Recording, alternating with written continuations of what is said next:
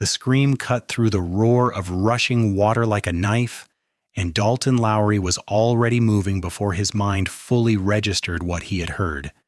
He had been leading his horse along the high ridge overlooking the valley when the storm broke loose, turning the peaceful creek below into a churning beast of brown water that swallowed everything in its path. The spring of 1878 had brought more rain to Del Rio, Texas than anyone could remember, and today the sky had finally emptied itself with a violence that shook the earth. Dalton had seen flash floods before, had lost a good friend to one 6 years back, and he knew what that wall of water could do to anyone caught in its path.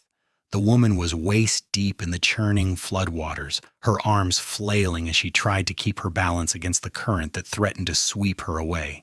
Her dark hair had come loose from its pins and whipped around her face as she screamed again, raw terror in her voice. She was maybe 30 yards from where Dalton stood, caught in the middle of what had been a shallow crossing just hours before. Dalton did not hesitate. He dropped his horse's reins and ran toward the edge of the flood, his boots sliding in the mud as he calculated the distance and the strength of the current. The woman went under for a moment, her head disappearing beneath the brown water, and his heart seized in his chest.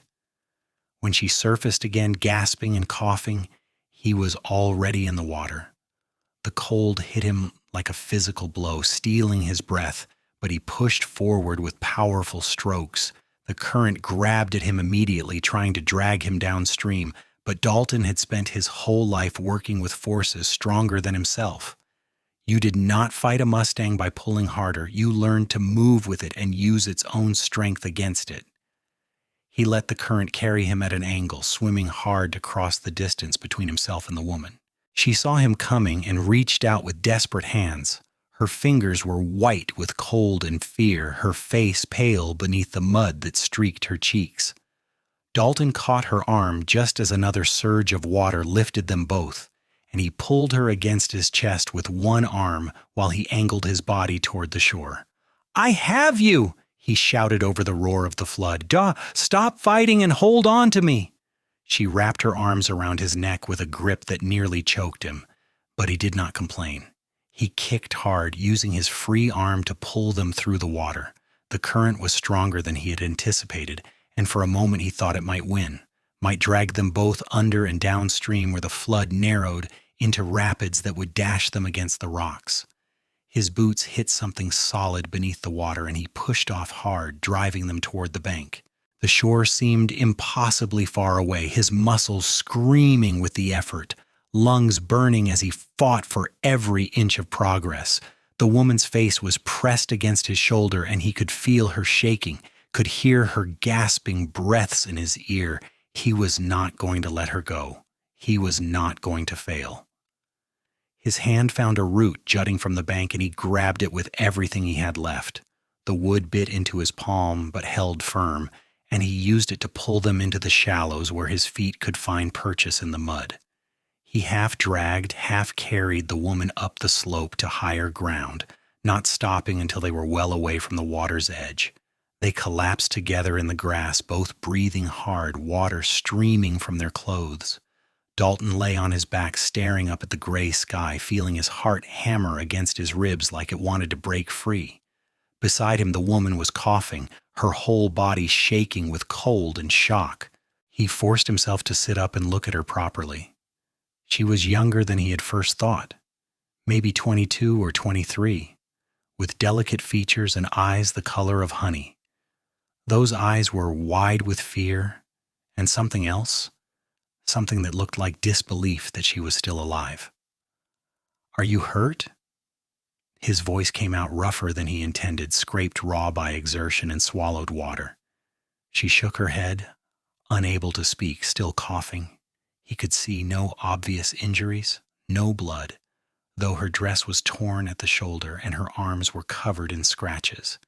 She tried to sit up and swayed dangerously, and he reached out to steady her. "Easy now. Just breathe. You are safe." "My wagon," she managed to gasp out between coughs. "It went over everything, all of it." Dalton looked back at the flood and saw no sign of any wagon. It would be miles downstream by now, broken into kindling against the rocks. Forget the wagon. You are alive, and that is what matters. She looked at him then, really looked at him, and something shifted in her expression. The raw terror began to fade, replaced by a dawning awareness that this stranger had just risked his life to save hers.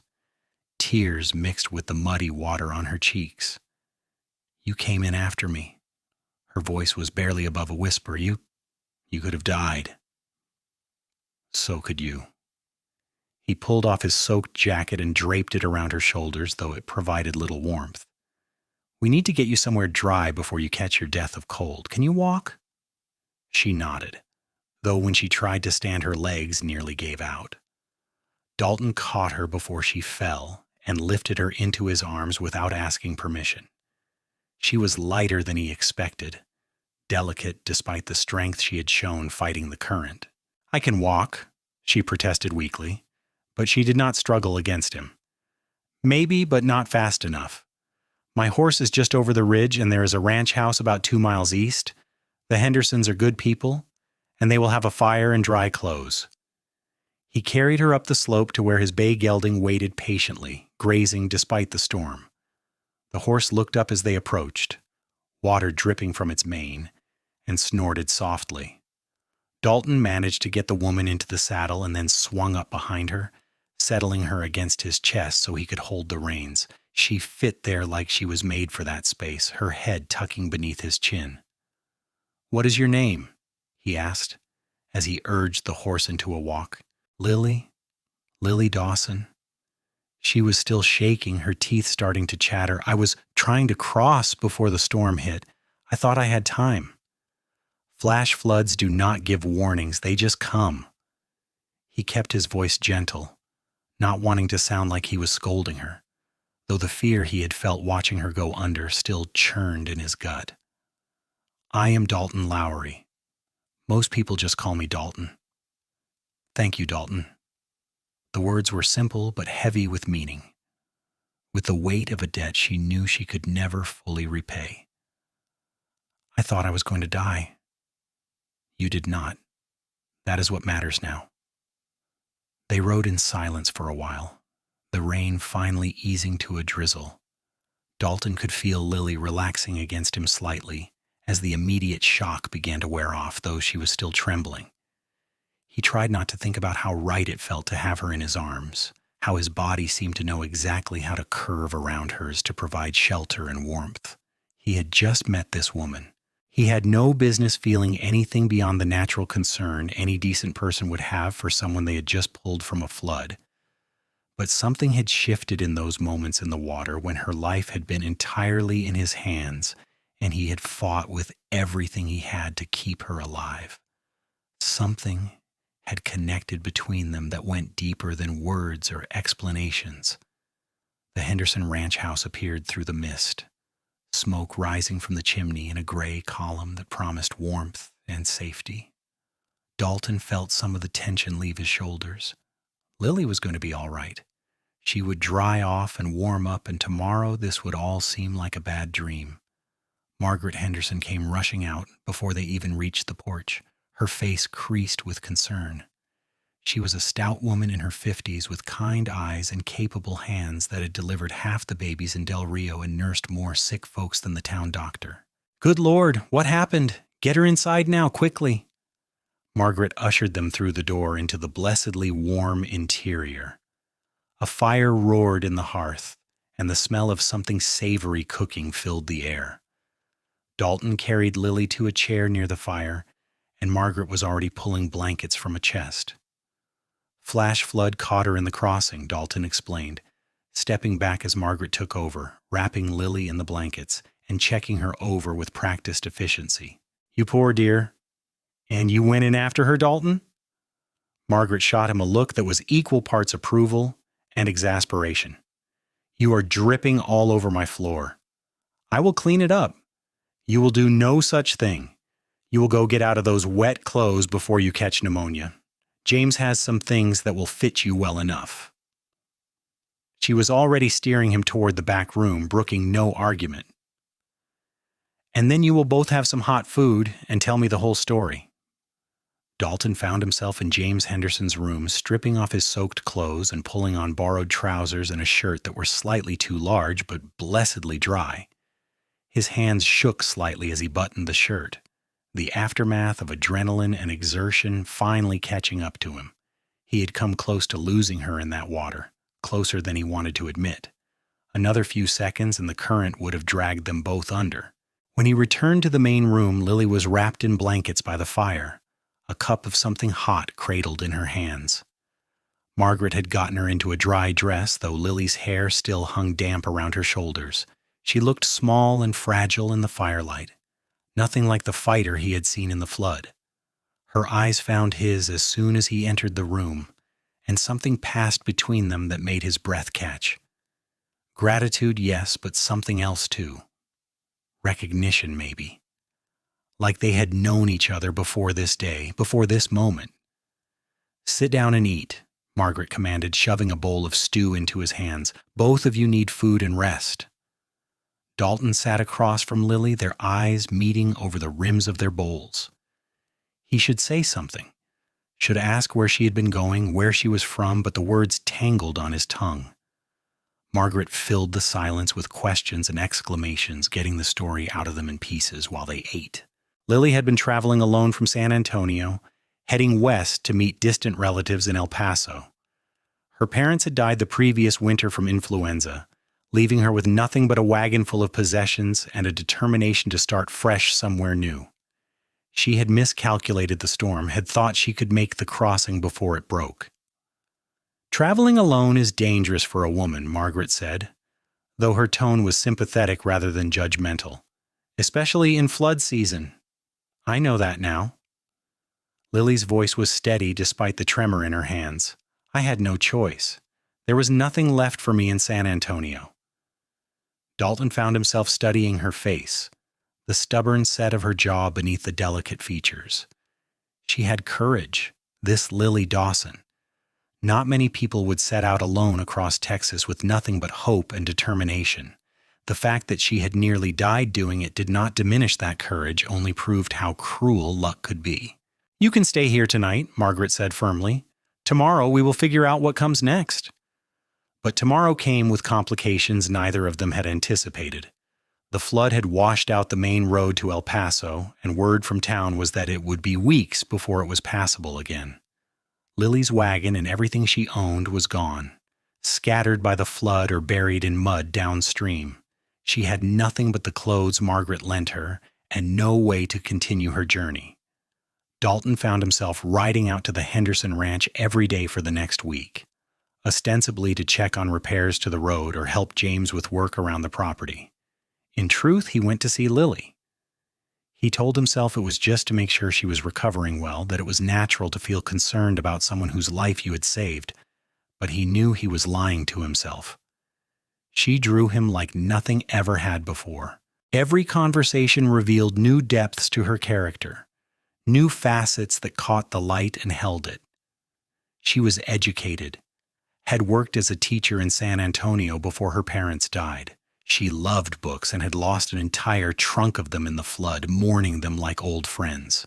She had a quiet sense of humor that caught him off guard, making him laugh in ways he had not in years. And she looked at him sometimes with an expression that made his heart do strange things in his chest, like it was learning a new rhythm meant only for her. A week after the flood, Dalton took her riding to show her the land recovering from the storm. The sun had finally returned, burning bright and hot in a cloudless sky, and everything seemed to glow with renewed life. They rode double on his bay gelding, Lily seated in front of him just as she had been that first day, and the familiarity of it felt right in a way that scared him. They stopped on a ridge overlooking the valley where he had first heard her scream. The creek was back to its normal size now, peaceful and clear, giving no sign of the violence it had contained just days before. Lily stared down at it for a long moment, her face unreadable. "I was so scared," she said quietly. "I have never felt terror like that. The water just kept pulling at me, and I could not find anything to hold on to. I thought about my parents, about dying alone without anyone knowing what happened to me." Dalton's hands tightened on the reins. You are not alone now. She turned to look at him over her shoulder, her honey-colored eyes searching his face. No, I am not. The moment stretched between them, heavy with things unsaid. Dalton wanted to kiss her, wanted it with an intensity that shocked him. But it was too soon, too fast. She had been through trauma, and he had no right to complicate things by acting on feelings she might not share. What will you do? He asked instead, keeping his voice steady. About El Paso, I mean. About your relatives. Lily looked back at the valley, a small frown creasing her forehead. I wrote to them. Margaret helped me post a letter in town explaining what happened, but I do not know them well. My mother's cousin moved out west years ago, and we only exchanged letters at Christmas. They might not even have room for me. And if they do not? She was quiet for a moment, her hands fidgeting with the edge of the borrowed shawl. I will find work. I can teach, or keep house, or any number of things. I am not helpless despite what the flood might suggest. I never thought you were helpless. He meant it. She had survived losing everything and nearly dying and had come through it with her spirit intact. That took a kind of strength that had nothing to do with physical power. What about you? She asked, turning the question back on him. Margaret says you have a ranch west of town. A small one, cattle and horses mostly. It is not much, but it is mine. He heard the pride in his own voice and felt embarrassed by it, but Lily smiled. That sounds wonderful. Having something that is yours, I mean. Building something from nothing. Would you like to see it? The question came out before he could think better of it, but once spoken he did not want to take it back. He wanted her to see his land, his home. He wanted to share that part of himself with her in a way he had never wanted with anyone else. Lily's smile widened, genuine warmth lighting her face. I would love that. They rode to his ranch that afternoon, taking their time across the sun-warmed land. Dalton's place sat in a valley protected on 3 sides by low hills, with a creek running through the eastern edge of the property. The house was small but solid, built from native stone and timber he had cut himself. The barn was larger, housing his string of horses and the handful of cattle he was building his herd from. Lily dismounted and stood looking at everything with an expression that made his chest tight. She did not say anything at first, just turned in a slow circle, taking it all in. The house, the barn, the corrals, the way the land rolled away to distant horizons. It is beautiful, she finally said, and the sincerity in her voice told him she meant it. She was not seeing the shabby furniture visible through the open door or the repairs that still needed doing. She was seeing what he saw, the potential and the promise of it. Come inside. He led her to the house, suddenly nervous about what she would think. No woman had been inside his home since his mother died 3 years ago. He had kept it clean and functional, but it lacked any softness, any of the touches that made a house a home. Lily stepped through the door and paused, her eyes adjusting to the dimmer interior. The main room served as kitchen and living space, with a stone fireplace dominating one wall. A table with 2 chairs sat near the window, and his few dishes were neatly stacked on shelves he had built himself. A door in the back wall led to his bedroom, though he did not offer to show her that. You built all of this yourself? She ran her hand along the mantel, fingers tracing the grain of the wood. Most of it. Had help raising the walls and the roof beams, but the rest I did alone. He watched her move through the space, marking how right she looked there, like she belonged. It is not much. It is honest work and honest living. That is more than most people have. She turned to face him, her expression serious. Thank you for showing me this. I wanted you to see it. The words came out rough, loaded with meaning he could not quite articulate. He wanted her to see his life, wanted her opinion to matter, wanted her to understand what he was offering, even though he had not found the courage to offer it in words yet. Lily crossed the room to stand in front of him, close enough that he could smell the lavender soap Margaret had given her. Her eyes searched his face, looking for something she seemed to find because her expression softened. Dalton, I need to tell you something. She took a breath, gathering her courage. I cannot stop thinking about you. Every time I close my eyes, I am back in that water and you are there, pulling me to safety. But it is more than gratitude. I feel like something changed in those moments, like I can see things more clearly now. Life is too short and too fragile to waste time pretending we do not feel what we feel. His heart was hammering now, blood rushing in his ears. What do you feel? Like I was waiting my whole life to meet you and I did not even know it. Her voice trembled slightly, but she held his gaze.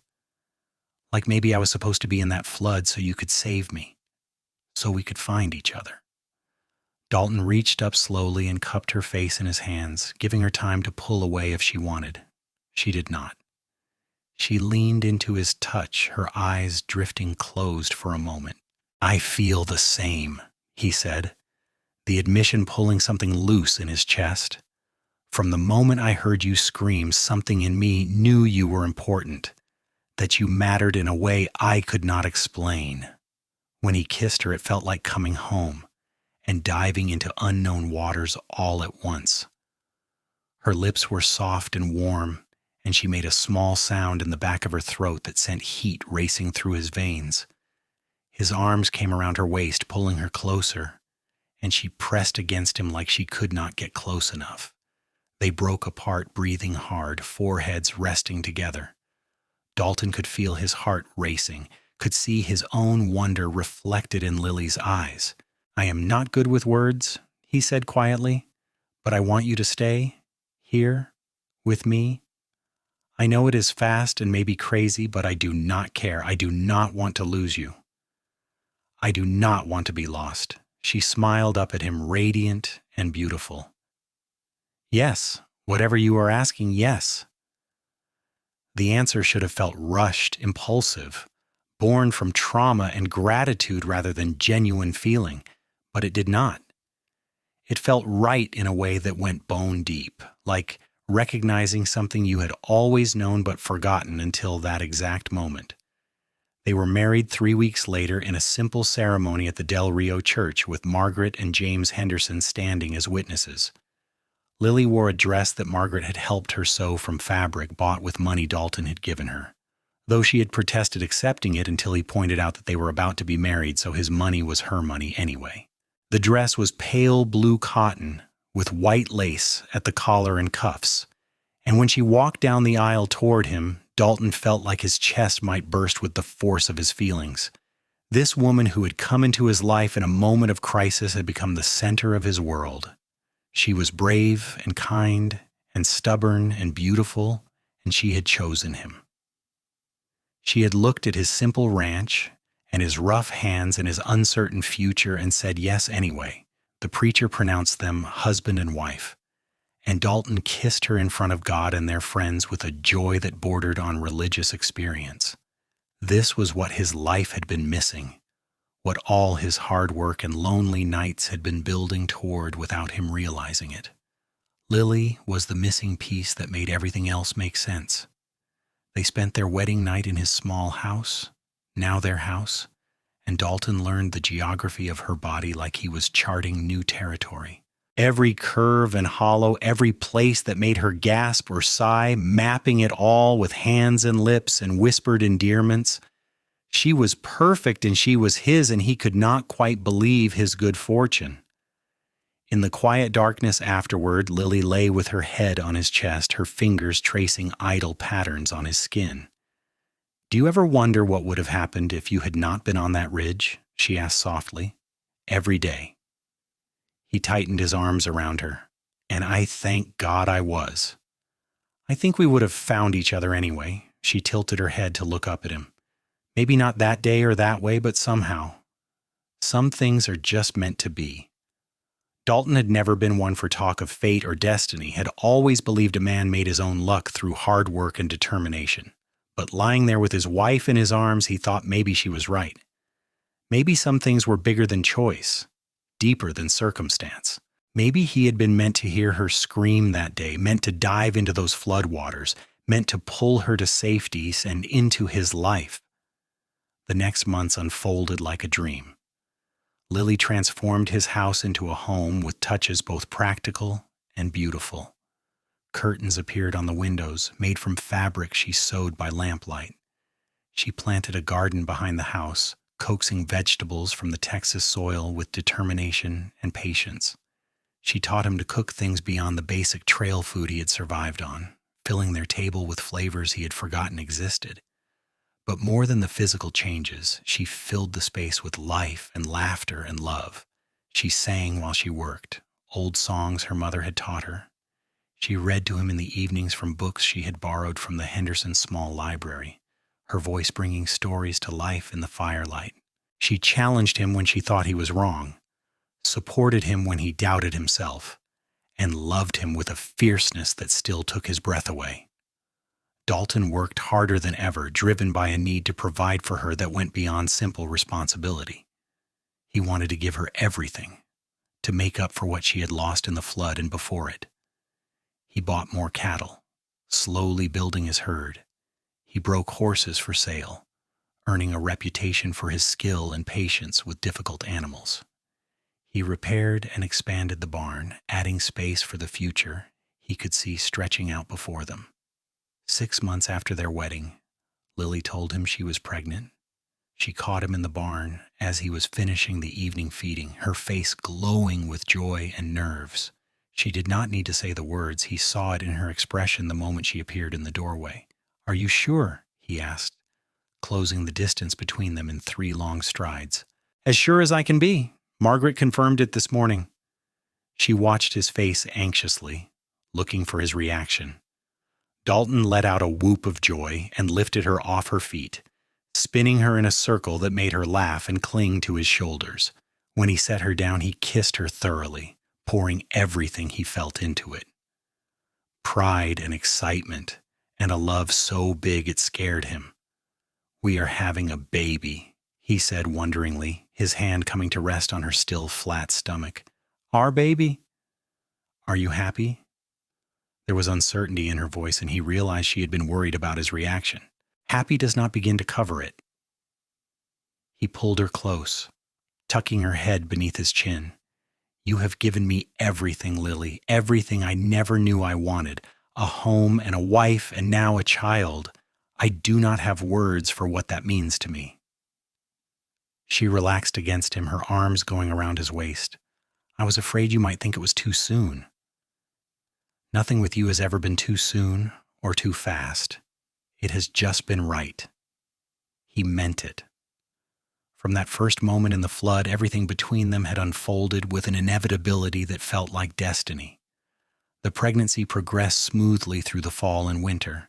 Lily bloomed with it, her body changing in ways that Dalton found endlessly fascinating.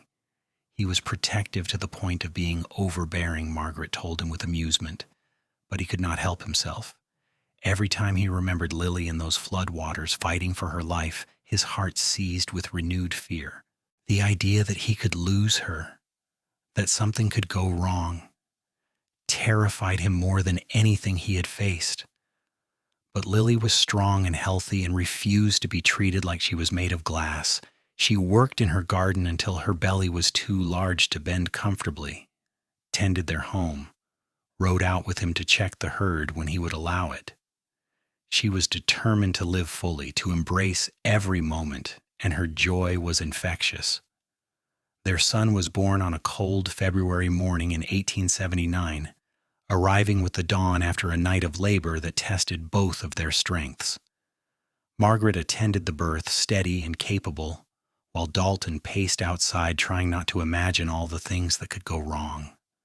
When Margaret finally called him in, he found Lily propped against pillows, exhausted and tear-streaked and more beautiful than he had ever seen her, holding a tiny bundle wrapped in blankets. "Come meet your son," she said softly, her voice rough from exertion. Dalton approached slowly, afraid to breathe too hard, afraid he might break the spell. The baby was impossibly small, red-faced and squalling with a shock of dark hair and tiny fists waving in the air. Lily placed him in Dalton's arms, and the world tilted on its axis. He was holding his son, his child.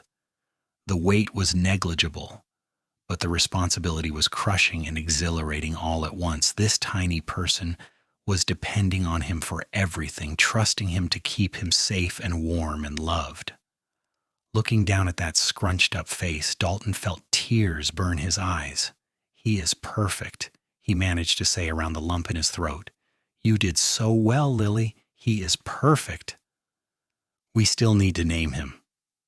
Lily was watching them both with an expression of complete contentment despite her exhaustion. They had discussed names for months but could never quite agree. Now, holding his son and feeling the weight of new fatherhood settle on his shoulders, Dalton knew what felt right. "Daniel," he said, "after your father." Lily's eyes filled with tears. Her father had been a good man who worked himself to death trying to provide for his family. Naming their son after him felt like honoring that sacrifice, acknowledging where Lily had come from. "Daniel Lowery," she repeated, testing the sound of it. "Yes, that is perfect." Baby Daniel was fussy and demanding and kept them both awake most nights for the first few months, but Dalton did not mind the exhaustion or the constant needs. Every moment with his son felt like a gift, a piece of the future they were building together. He would walk the floor with Daniel in the dark hours before dawn, talking to him about the ranch and the horses and what they would do together when the boy was older. Lily recovered her strength slowly but surely, and with Margaret's help and advice, she navigated the mysteries of new motherhood. She was patient when Dalton was clumsy with diaper changes, understanding when he panicked over every cough or cry, and grateful when he got up with the baby to let her rest. They were partners in this as they were in everything, figuring it out together. The seasons turned, and Daniel grew from a fussy infant into a chubby, happy baby who smiled at everything and everyone. He was especially enchanted by his father, his whole face lighting up whenever Dalton came into view. Those toothless grins could make Dalton forget the weariness in his bones, could erase hours of hard labor in an instant. By the time Daniel was 6 months old, life had settled into a rhythm that felt sustainable. The ranch was doing well, better than Dalton had dared hope when he first claimed the land. They had a healthy herd, a good string of horses, and enough money set aside that he no longer worried about every unexpected expense. Lily's garden flourished, providing vegetables that she preserved for winter along with selling the surplus in town. They were building something real and lasting. On their first wedding anniversary, Dalton took Lily riding again to the ridge where he had first heard her scream. Margaret was watching Daniel for the afternoon, insisting they needed time alone together. It was the first time they had been away from the baby for more than an hour, and Lily was nervous, checking over her shoulder as if she could see home from miles away. "He will be fine," Dalton assured her, pulling her closer against his chest as they rode. "Margaret has raised 5 children of her own. I think she can manage Daniel for a few hours. I know, I am being ridiculous." But she relaxed slightly, letting herself enjoy the warmth of the spring sunshine and the familiar comfort of his arms around her. They stood on the ridge looking down at the valley, so different from that stormy day a year ago. The creek sparkled in the sunlight, peaceful and welcoming. Wildflowers dotted the grass in brilliant splashes of color. Everything was green and alive and beautiful. "Do you ever regret it?" Dalton asked, the question that had haunted him in quiet moments finally given voice. "Choosing this life. Choosing me. You could have gone on to El Paso, started over somewhere with more opportunities." Lily turned in his arms to face him, her hands coming up to frame his face. "Dalton Lowery, you saved my life, and then you gave me a reason to live it fully. You gave me a home and a family and more love than I ever thought possible. How could I possibly regret that?" Your relatives in El Paso never responded to your letter. It had bothered him, though she had never complained. She had reached out to her only remaining family, and they had not even acknowledged her existence. "Then they missed out," Lily said firmly. "Their loss is entirely my gain. I have everything I need right here." She kissed him softly, a promise and a reassurance all at once. "I love you. I loved you the moment you dove into that water for me, though it took me a while to understand what I was feeling. And I love you more every single day." Dalton pulled her close, burying his face in her hair. He had never been good with words, had never known how to express the depth of his feelings, but standing there on the ridge where their story began, he tried. "You changed everything for me," he said quietly. "Before you, I had goals and plans, but no real purpose beyond surviving and maybe prospering. You gave me something to work for, something to build toward. You and Daniel are my whole world, and I would do anything to keep you safe and happy." "I know." She pulled back to smile at him, her honey-colored eyes warm with affection. "You show me every day in 1,000 small ways. That is better than any words." They stood together in the sunshine, two people who had found each other in the worst possible circumstances and built something beautiful from that foundation. The flood that had nearly killed Lily had brought them together, had set them on this path that led to love and marriage and family. Dalton would never be grateful for the danger she had been in, would always wish she had never had to experience that terror, but he could not regret the outcome, could not wish away the chain of events that had brought her into his life. As the years passed, their family grew. 2 years after Daniel was born, Lily gave birth to a daughter they named Sarah. She had her mother's honey-colored eyes and her father's stubborn determination. And from the moment she entered the world, she had both of her parents wrapped around her tiny finger. Daniel was fascinated by his baby sister, wanting to help with everything, and occasionally getting jealous when she took too much of their parents' attention. The ranch continued to prosper as Dalton's reputation as a skilled horseman spread. People came from as far as San Antonio to buy his horses, knowing they would get an animal that was well-trained and sound. He hired on a couple of hands to help with the work, young men who lived in the bunkhouse he had built and who treated Lily with respect, and Daniel and Sarah with friendly affection. Lily became known in Del Rio as a skilled teacher. And though she never opened a formal school, she tutored children whose families lived too far from town to attend regularly. She did it for little or no pay, seeing it as a service to the community that had welcomed her. The children loved her patient manner and the way she made learning feel like an adventure rather than a chore. Life was not perfect. There were hard years when drought threatened the herd, when sickness ran through the cattle or horses. There were times when money was tight and choices were hard. Daniel broke his arm falling from a tree when he was 7, and Dalton aged 10 years in the hours it took Margaret to set the bone and confirm he would be all right. Sarah came down with scarlet fever when she was 4, and Lily barely left her side for a week until the fever finally broke. But through all of it, Dalton and Lily faced everything together. They had built their marriage on a foundation of genuine love and mutual respect, and that foundation held firm against whatever storms came their way. They argued sometimes, both of them too stubborn to back down easily, but they always made up before the day was out. They learned each other's moods and needs, developing a shorthand of looks and touches that communicated volumes without words. When Daniel was 10 and Sarah was 8, a summer storm brought floods again to Del Rio. Dalton was out checking the herd when the rain started, and he rode home faster than was probably safe, his heart in his throat as he remembered that other flood so many years ago. He found Lily on the porch with both children, watching the creek rise but staying safely on high ground. She saw the fear in his face when he dismounted and crossed to him immediately, her hands finding his. "We are fine. The creek will not reach the house, and I have been watching it carefully." He pulled her against him anyway, needing to feel her solid and real in his arms. Over her shoulder, he could see Daniel and Sarah watching them with the vague embarrassment of children seeing their parents be affectionate. "I know," he said. "I just needed to be sure." Lily pulled back to look up at him, understanding in her eyes. "You saved me once. You do not need to keep saving me. I will always keep saving you." It was a promise and a declaration and a simple statement of fact. That will never change. She smiled and kissed him quickly, not caring that the children were watching. "Then I suppose I'm very lucky." That night after the children were in bed, Dalton and Lily stood on the porch watching the storm pass. The creek was high but had not breached its banks, and the danger was passing. Lightning flickered in the distance, illuminating the landscape in brief flashes. "Do you remember what you said to me that first day?" Lily asked, her hand finding his. "When we were on the ridge and I asked you what you would do." "I asked what you would do," he corrected gently. "About El Paso and your relatives."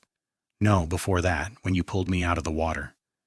She turned to look at him, her face serious in the dim light. "You said you had me, that I should stop fighting and hold on to you." "I remember." "I have been holding on ever since." Her voice was soft but steady. "And I have never wanted to let go." Dalton pulled her close, resting his chin on top of her head. "Good, because I am not planning on letting go either." They stood like that for a long time, watching the storm fade and the stars emerge from behind the clouds. Two people who had found each other in chaos and built a life in the calm that followed. Two people who had taken a moment of crisis and transformed it into a foundation for something lasting and true. As Daniel and Sarah grew older, they heard the story of how their parents met many times. Lily would tell it on winter evenings when they were snowed in and looking for entertainment, or Dalton would share his version when they asked about the old days. The details never changed, though the emphasis might shift depending on who was telling it. The flood, the rescue, the immediate connection that neither of them could deny or explain. "You mean you almost died?" Sarah would ask, wide-eyed with the drama of it. "I did," Lily would confirm, "but your father saved me." "That is so romantic," Sarah would sigh, already a dreamer at heart. Daniel, more practical like his father, would have different questions. "Were you scared? What if you had not been on that ridge?" "I was terrified," Dalton would answer honestly, "and I thank God every day that I was exactly where I needed to be." The children grew and eventually began to find their own paths. Daniel developed his father's skill with horses and seemed content to stay on the ranch, learning the business from the ground up. Sarah inherited her mother's love of teaching and announced at 15 that she wanted to open a real school in Del Rio, one where all children could come to learn regardless of their family's ability to pay. Dalton and Lily supported both children in their dreams, knowing they had been given the foundation to build their own futures. They had been raised with love and stability, had seen what a true partnership looked like in their parents' marriage, and they would carry those lessons forward into their own lives. When Dalton was 45 and Lily was 43, they became grandparents for the first time. Daniel married a sweet-tempered girl from town named Emma, and 9 months later brought his son to meet his grandparents. Dalton held the baby with the same wonder he had felt holding Daniel all those years ago, marveling at the continuation of their family line. "What are you naming him?" Lily asked, cooing at the baby who watched her with dark, curious eyes. "We were thinking James," Daniel said, glancing at his wife for confirmation, "after Mr. Henderson. He has been like a grandfather to me and we want to honor that." It was a good choice and a fitting one. James Henderson had died 2 years earlier, passing peacefully in his sleep at the age of 78. He had been a good friend and neighbor, and naming the baby after him felt right. Margaret was still alive and active at 72, and she cried when she heard the news. Sarah opened her school 3 years later with funding from the town and donations from local families. It was a small building but solid, with a bell tower and windows that let in plenty of light. She taught reading and writing and arithmetic, but also music and art and anything else she thought the children should know. Lily helped when she could, and the two of them made a formidable team. The years continued to pass, marked by the usual milestones and tragedies that make up a life. Margaret Henderson passed away when Lily was 47, and Lily cried for days mourning the woman who had been like a mother to her. They buried Margaret next to James on a hill overlooking Del Rio, and half the town came to pay their respects. Daniel and Emma had 3 more children, filling the ranch with the sound of young voices again. Sarah married a lawyer from San Antonio and moved there for a few years before returning to Del Rio, unable to stay away from her family and her school. She and her husband built a house in town and had 2 children of their own. both girls who were as bright and determined as their mother. Through all of it, Dalton and Lily remained the center that everything else orbited around. They were the foundation that the family was built on, the example that their children and grandchildren looked to. Their love had not dimmed with time, but had deepened, becoming something richer and more complex than the desperate attraction that had first brought them together. They still rode out to the ridge sometimes when their bones allowed and the weather was fair. Standing there looking down at the valley, they would remember that day and everything that had come from it. The fear and the rescue and the immediate recognition that something important had happened. "I would do it all again," Dalton said one afternoon when they were both in their 60s. The statement came out of nowhere, not prompted by anything in particular. Lily looked at him with a slight smile, understanding him as she always had. "Dive into the flood?" "Yes, and everything that came after." He pulled her close, their bodies still fitting together after all these years. "Every moment, every choice, everything that brought us here. I would not change a single thing." "Neither would I." She leaned into him, her head finding its familiar place against his shoulder. "Even the scary parts, even losing my parents and everything I owned, because it all led me to you." They were quiet for a while, watching the creek flow peacefully below. So much water had passed through this valley in the decades since that flood. So many seasons had turned, but the land remained, and so did they, rooted to this place by choice and love.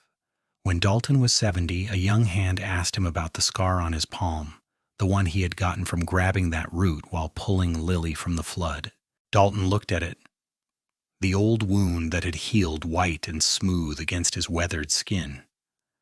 "That is from the day I met my wife," he said simply. "Best scar I ever earned." The young man wanted to hear the story, and Dalton told it while they worked on repairing fence line.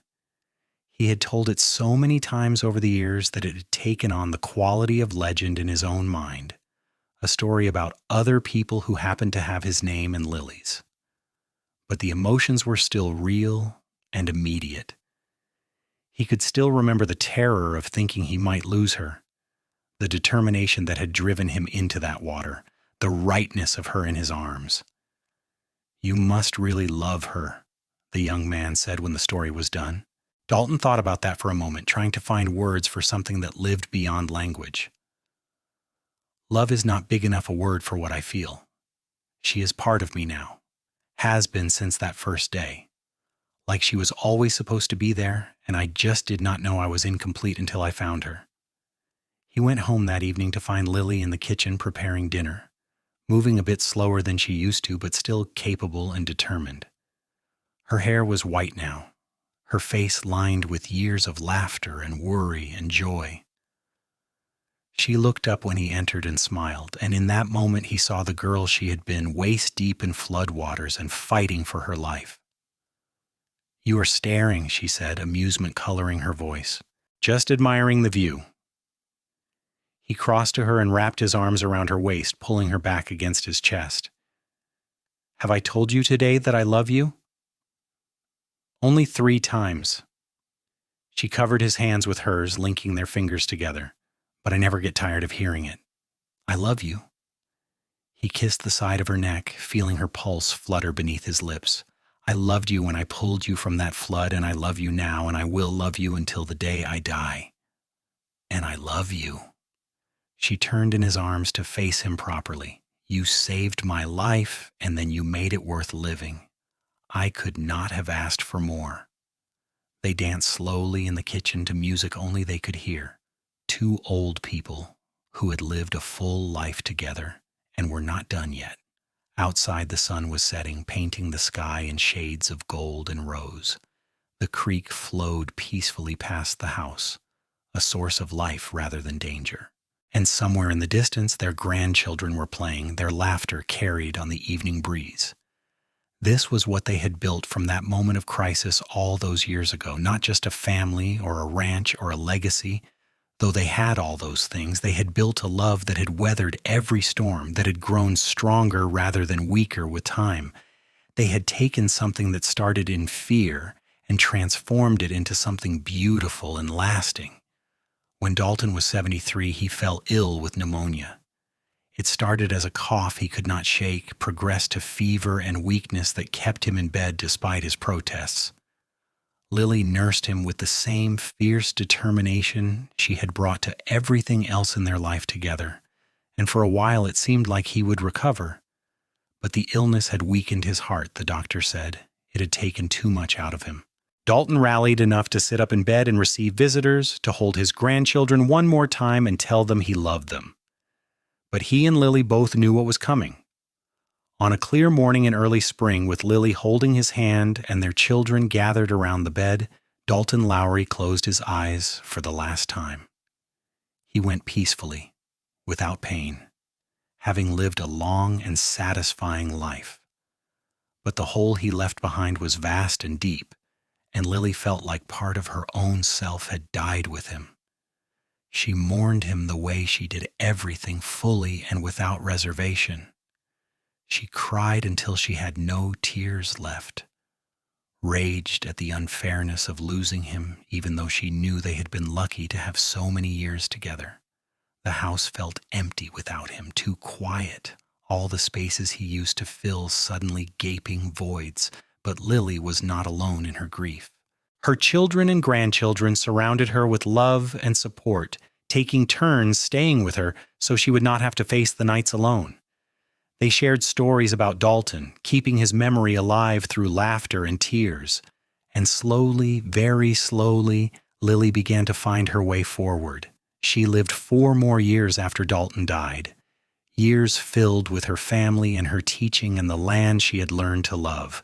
She was there to see 2 more great-grandchildren born, to watch Sarah's school expand into a second building, to celebrate Daniel taking over full management of the ranch that Dalton had built from nothing. When Lily's time came, it was quiet and gentle. She simply did not wake up one morning, passing in her sleep at the age of 77. They found her with a peaceful expression on her face, and on the table beside the bed was an old photograph taken decades earlier. In it, a young Dalton stood with his arm around an equally young Lily, both of them squinting into the sun and grinning like they had won the greatest prize. They buried Lily next to Dalton on the hill behind the house where they could watch over the valley together. Their children stood together, weeping, mourning the loss, but grateful for the example their parents had provided. The love story that had started in a flood had finally reached its end, but the ripples would continue for generations. Sarah spoke at the funeral, her voice steady despite her tears. My mother used to tell us that she was drowning before my father saved her, and she did not just mean in the flood. She meant in life, in grief, in loneliness. And my father would say that he had been drifting before he met her, going through the motions without any real purpose. They saved each other that day, pulled each other to higher ground in more ways than one, and they spent the rest of their lives building something beautiful from that foundation. She paused, looking out at the crowd that had gathered to say goodbye. We should all be so lucky to find that kind of love, to know that kind of partnership.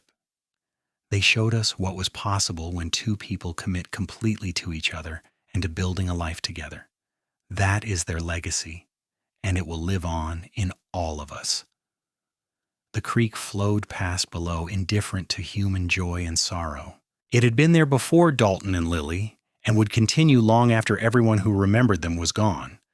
But for a moment in time, it had brought 2 souls together, had set in motion a love story that would be remembered and retold for generations.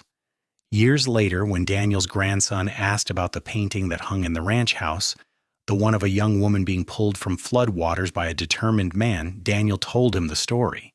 How his grandfather had heard a scream and dove into deadly waters without hesitation. How he had fought the current and won, pulling Lily to safety and into a life neither of them had planned but both had cherished. How that single moment of courage had created a family, a legacy, a love that had endured until the very end. Did they really fall in love that fast? The boy asked, skeptical in the way children are about such things.